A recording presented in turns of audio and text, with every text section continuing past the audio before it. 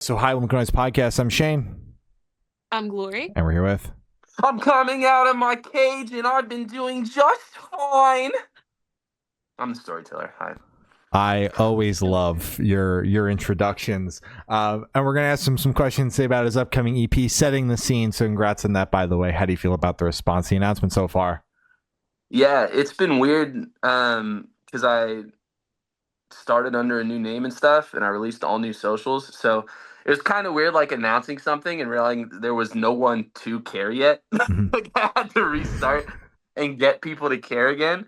But it's been fun because now I have like a solid group of new people around who already care a little bit. So it's been cool.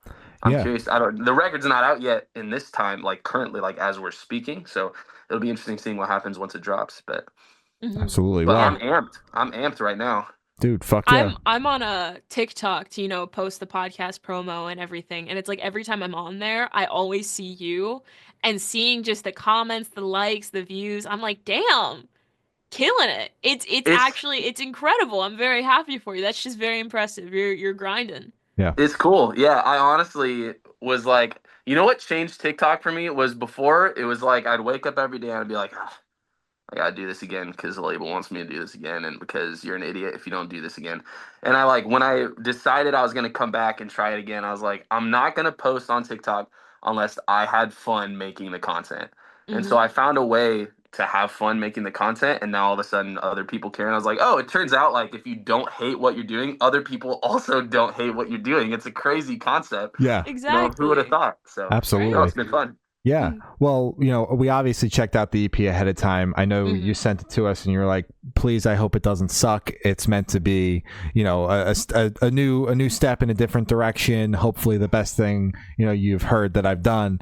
And I can confidently say that this is hands down the best thing you've done, bro. Let's 100%. go. Yeah, damn straight. Like genuinely, like I've, the progression in your sound, from the Crowned and Chains days, correct? Yep. To the solo music to now the storyteller. There's definitely been a progression. It's been awesome to follow it, but this is Mhm. hands down, without a doubt, the best shit you've done. I was genuinely like Yeah. full blown away.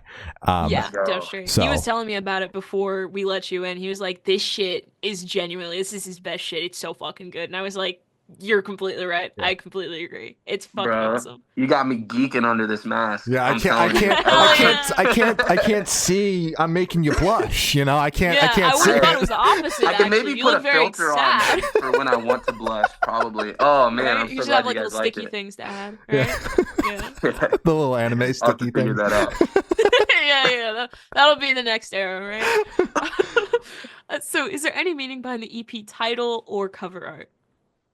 Yeah, the title is I mean it's gonna sound really obvious, but this is just really it sets up what comes next. So releasing it under my old name and my new name was when you see the music videos and when you listen to the words, you can kind of tell that this is taking you from one per character to another character. Mhm. And the EP talks a lot about like my character, their memories get erased, and so it's like they died, but they didn't. Mhm. And so this EP was a way for me to like I didn't want to leave behind the people who like got me to where I am. Mhm. I couldn't be launching again without the people who stuck with me during my music that wasn't quite as good as what's coming next. Like they Mhm. believed that I could get here, and so if I was just gonna launch and not tell them what was going on, it felt disingenuous a little bit. So hopefully this record kind of explains a little bit of why I'm restarting, but Mhm. also for the storyline that I've been doing this whole time, it kind of bridges one storyline into the next one a little bit. So, um, Gotcha. and then the album cover just looks cool. I don't know. Yeah, fair That's enough. all that matters in the end, yeah. Yeah, Yeah. I know, we did the interview about the last Daniel Sherman project, but can we talk a little bit about, the killing off of the solo project and kind of transitioning into this new thing and starting a whole new project, the thought process behind that? Yeah, for me, I felt like I took the other name as far as it could go. Like the bottom line was I did some stuff I was really proud of, right? I worked with my freaking musical hero, Mike Shinoda. Mhm. I Mhm. did the most ambitious project I could still think of. I don't know how I'm going to top it, by doing the 3 songs in 4 days and making it a full-length documentary. And like I'd done all this amazing stuff, and the bottom line was that stuff was always like haunted by 2 things. One, it was haunted by really old music that just bluntly was not good. And so if you're shuffling my Spotify, you'll go from the stuff I'm genuinely proud of to stuff I made when I was 19 and I didn't even know what Pro Tools yet was. And like I thought I knew, but I didn't know what was going on. Yeah. And so I remember like freaking grandson was listening to my music on his stream and he's like, I don't know what song to pick. Let's pick a random one. He put it on shuffle and it played like the worst possible song. He played this song that was like not supposed to be found by anybody but my diehards, and I was like, oh, this sucks. Yeah. So that was like part of it was like there's this old music that just sucked that I didn't want associated with what I was doing now. The other part of it was that I just lost my train of thought. Couldn't tell you. That's the only part of it, I guess. That's the only part? I guess so. Yeah. That worked. That's fair enough. That's what happened. Yeah. All right. I mean, whatever the second half was, I'm sure was great, but I think that very, very much answers the question of just like it was gonna change your life. You're maturing. You needed just a clean slate. slate. I remember the second part of it was that my thought process when I was releasing music under that name was just run and gun. Like I'd finish a song, and you guys knew this. I would pop on your podcast all the time because I'd finish the song and be like, yeah, and then I'd drop it. And so this time around, it's like these songs that I'm releasing, I started writing, a couple of them I wrote 4 years ago, like Hostage Situation, which is on this EP, started 4 years ago before I even did I Dream the Future. And so the drive is just different. It's not, all right, this is good enough, let's drop it. It's, I'm going to hammer these songs to death until they're where I want it and then release it. So I needed to change my approach as well as just start with a clean slate. Yeah. That's wonderful. I know when you joined the call, you were like telling us what you've already done for the project. And I mean, that's just typical Daniel Sherman. You talk and you tell us all the sick shit you've done, but it does feel like from the outside perspective, yes, you might still be grinding on the inside, but you are definitely taking a bit of a more like traditional approach to this. Instead of just running gun and hope and pray and see what works, you're going to go with like what genuinely works, which is the standard stuff, and hoping that this time around that kind of works out for you. Yeah exactly. Hell yeah, exactly. So can you tell us a little bit about your writing process for the EP? So this EP was, the first song I wrote was Hostage Situation. It was kind of funny. I talked earlier about that documentary I did. When I was getting ready to do that 4-day session or three-day session, I was working with an engineer I'd never worked before. And I was really nervous about that because an engineer can kind of make or break the session, right? And so I wanted to do a trial run with the engineer and see, like, do we vibe? I heard that he'd mostly done metal stuff. And I was like, I'm definitely not really metal. So let's just see if he can hang or not. And so I went down to the studio just for 3 hours. And in 3 hours, we cranked out probably half of what you now hear on Hostage Situation. Like, it worked. And I was like, oh, all right, cool. We could definitely do this documentary then. So Hostage Situation was a track I didn't even know if I was going to release, to be honest. It was just like an experiment in the studio. But it became sort of the foundation for this switch and the shift and the transition. And so that's why it's kind of right at the center of the EP. The other 2 songs were totally built around it. The intro track setting the scene, the title track, we added later. And that's basically like it was necessary for me to have a song that explained the fictional storyline. And so that song was just like, here, let's explain what's going on here. But the Dead to Me was the most standard writing process. And Dead to Me is probably the one that's most going to indicate where we're headed with the Storyteller stuff. It's more palatable for someone who's not looking for the weird stuff I've done in the past. But it still pushes boundaries a little bit. And that one really was just like, I had some stuff to get off my chest. Like that's, which is really a lot of what I'm trying to return to is, of course, there's storyline, but the storyline is going to be reserved more for the videos. From now on, the songs themselves are going to be, I wrote this song because if I didn't write this song, I thought that I was going to implode. Gotcha. And so everything you'll hear from this point on is a lot more of that drive of, if I didn't put these words out and then just follow the lyrics to whatever sounds came out, I think I'd probably find me dead in a ditch somewhere. So. All right. Well, And can we get a timeline kind of you mentioned the writing process and the recording for Hostage kind of started a few years ago around that insane EP adventure that we have spoke about on here previously, but like the writing process and then when you had the masters in hand, like rough timeline, not doesn't have to be exact dates. Yeah, so I would say hostage situation started. We laid down the demo back in, oh man, summer of 2021, Mhm. I think. Mhm. And then I started setting the scene in Dead to Me 2 years ago.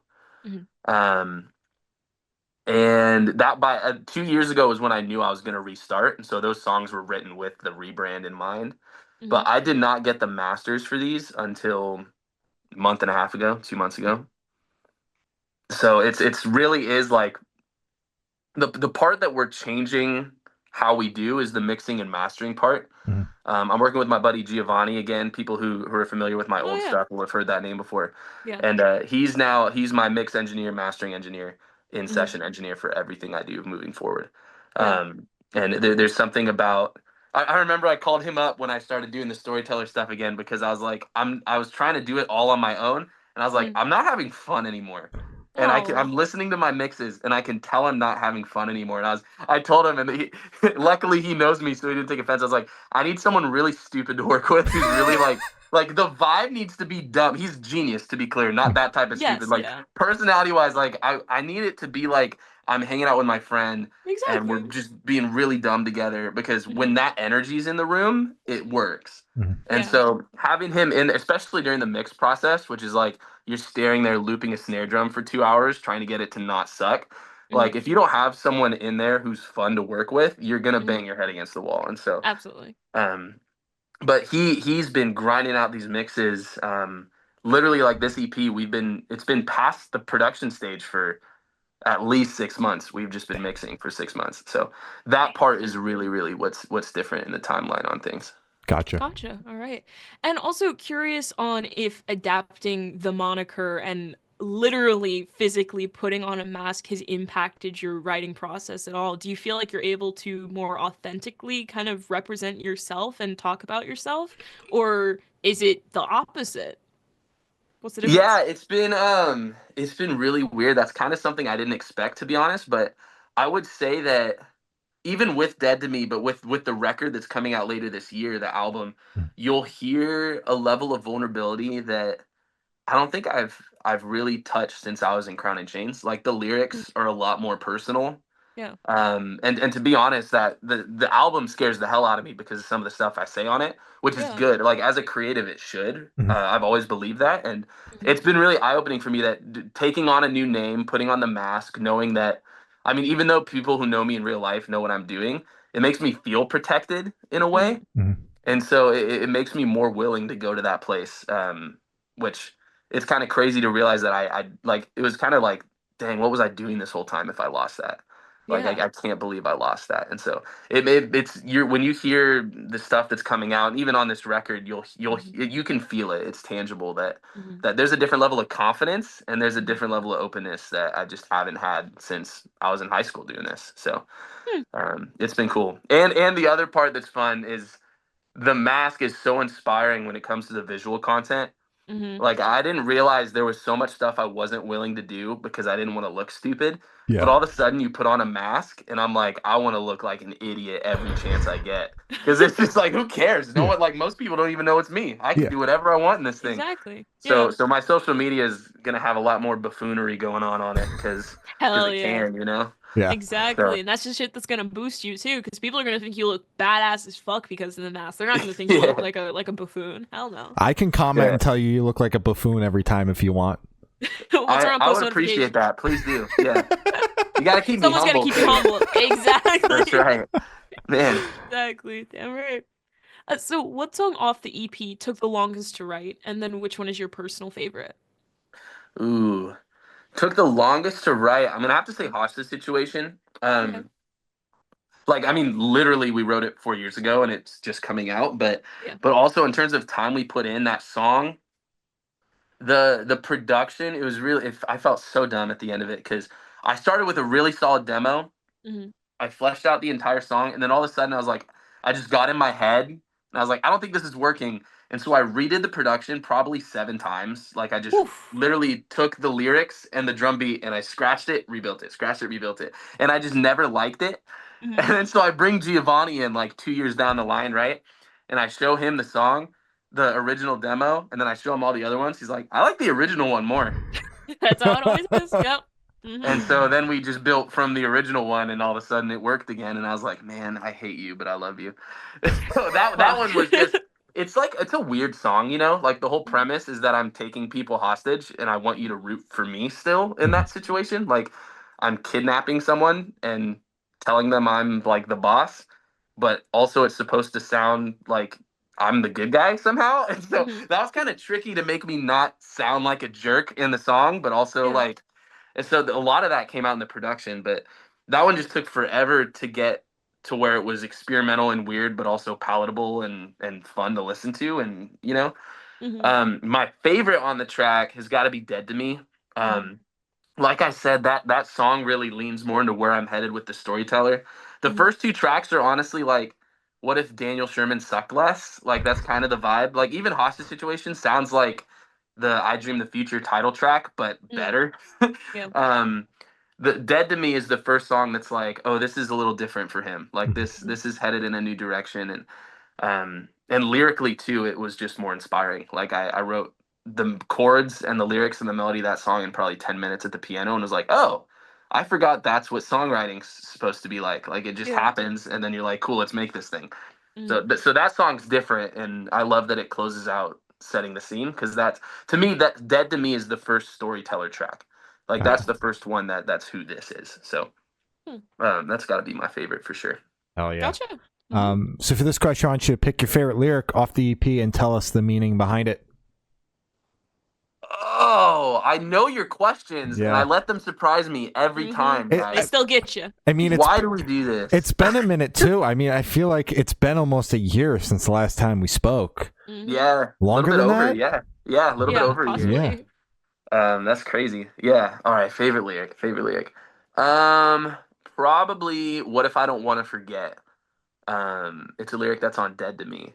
I remember I was writing that song, and that's the one lyric that was added deep in the production phase. Mhm. And I remember listening to the song. That whole song is like a angry letter to myself for like I was chasing this dream, but I knew I was chasing it all wrong. I was letting personal stuff get in the way of chasing it correctly. Mm-hmm.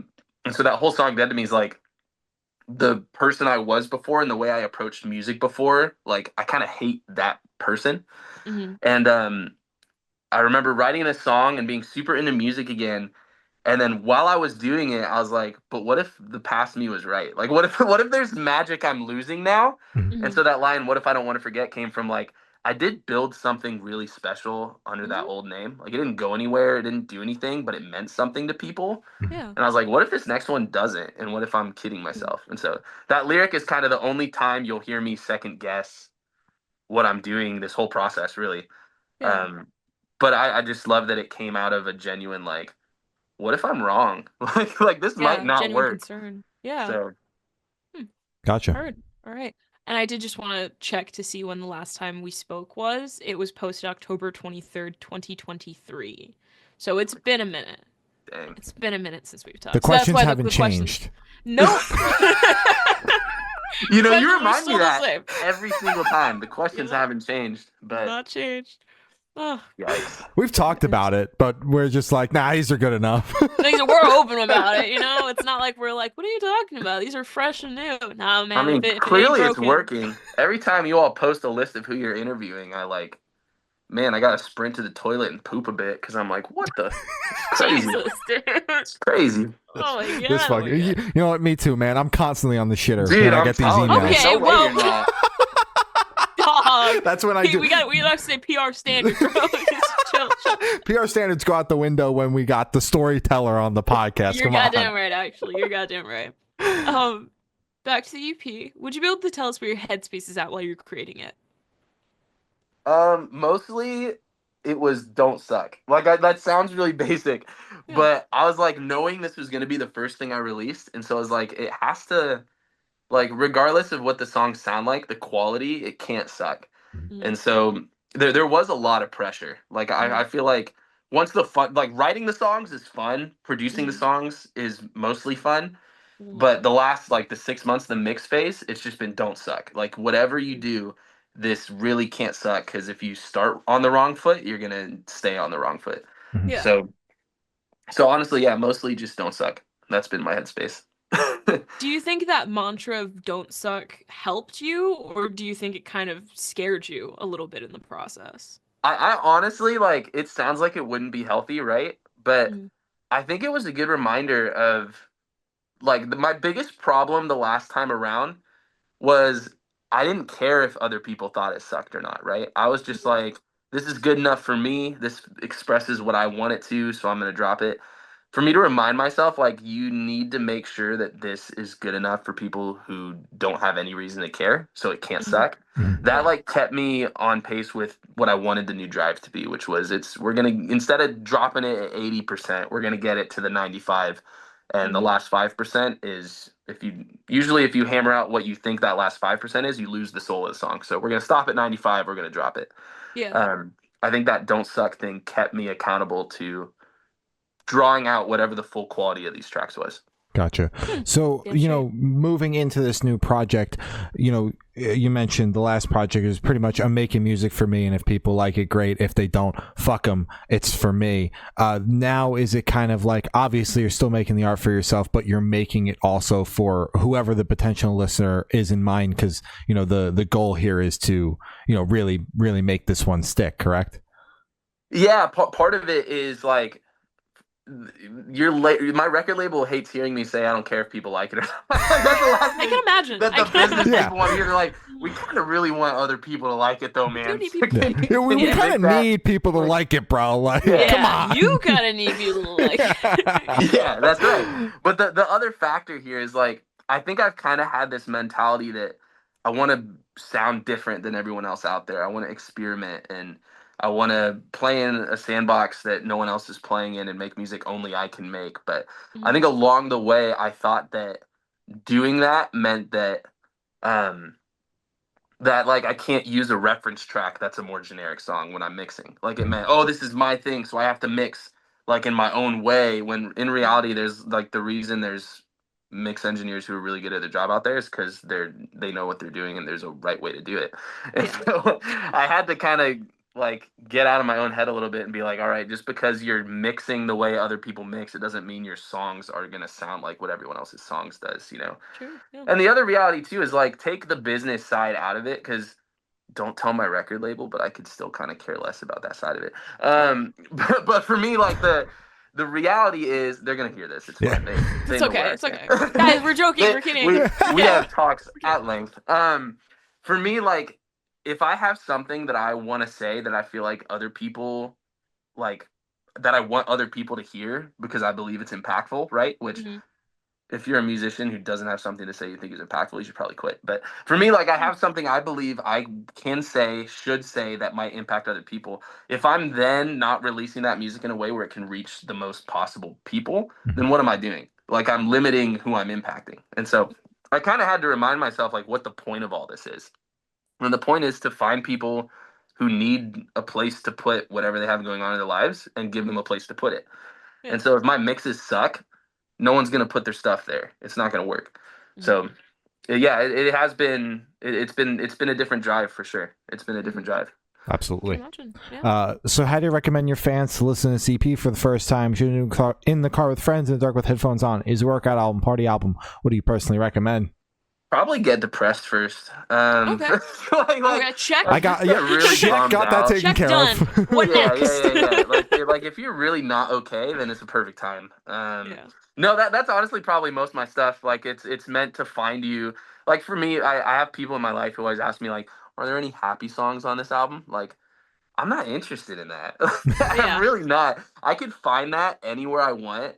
Like, for me, the songs that I listen to, it's because I need that song. And so Mhm. this record's kind of about reclaiming who you are. It's Mhm. about figuring out the parts of yourself that you want to remove and the parts of yourself that you want to build on. And so usually if you're thinking about restarting who you are, you're not doing great. And so, Mhm. for me, that's not a negative message. It's a powerful message. It's even a positive message. But if you're conveying that message in a way that's happy, you're not going to reach the people who are upset. So, Mhm. yeah, probably not a party album, I would say. Probably No. not Wouldn't like think that. a get all your friends in a car and buy Taco Bell and pound some chalupas and bump it. That does It's sound like a probably like movie. a That you're sounds like alone in your fun, bed. yeah. Like you could bop your head to some of these songs for sure. There's energy and stuff, but Yeah. I definitely don't think it's like a singing out the car window at strangers on the sidewalk type thing. I don't think so, unless you want to scare them away. Yeah, Yeah. which Yeah. maybe that sounds fun. Honestly, Could be maybe I'll it. try it. Exactly. Hell yeah. Who Sweet. knows? And this one should be super, super quick off the top of your head. I want you to describe this EP for new listeners in 3 words. No more, no less. Glory, we got beef. We got beef. Yeah. Yeah, Because I here's the know. deal. No, here's the deal. You ask Mhm. me this question every time, and Every you single always time. preface it with, "This one should be really quick," Super, and super then quick. you And you're ask me the still question stalling, that by the stumps me way. the most. Okay. Um, 3 words. This EP: Uh-huh. cinematic, Yep. um, Okay. angry, sad. Sure. Yeah, There cinematic, you go. angry, sad. Solid. That's Locked three in. words. Yeah. There you Hell go. yeah. Perfect. And in that same train of thought, is there a certain feeling or emotion you want listeners to have while going through the EP? I do I don't want you to feel the way you're feeling when you start. Like I feel like by the end of the record, you should be feeling like there's a chance for you to reset. I don't know, maybe that's too much to ask from a listener listening to this project. Like I hope at the end of it you're like, yeah, that was fun Yeah. too. Like I also just want them to be like, yeah, but I hope that by the end of the record, it's like you're hearing someone go from not a great place to like, oh, there's a chance I can do better and I could become someone different. And so, it should be empowering and inspiring. I hope a little bit. Mhm. Hell yeah. Yeah. Damn straight. All right. And are you able to touch on any particularly challenging or standout moments during the creation of this EP, positive or negative? I remember that first day working on Hostage Situation.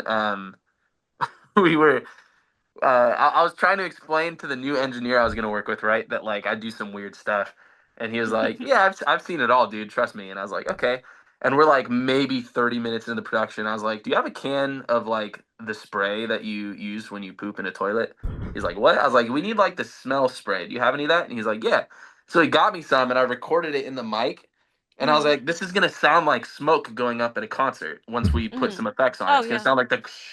And so it's deep, deep in the background of the production, but it makes it feel like it has energy. Mhm. And I just remember this dude who was like so confident he'd seen everyone's workflow looked like he did not believe in me at all. he was like, I've seen it all, bro. You're not gonna do anything weird for me. And then like all of a sudden he's like, all right. All right. Like, Like Okay. that, like they're gonna I, smell it through the music, bro. I Mhm. guess we Mhm. could try that. Yeah. And then he heard it and he was like, oh, I see what you're doing. Let And him it totally cook. Let worked. him cook.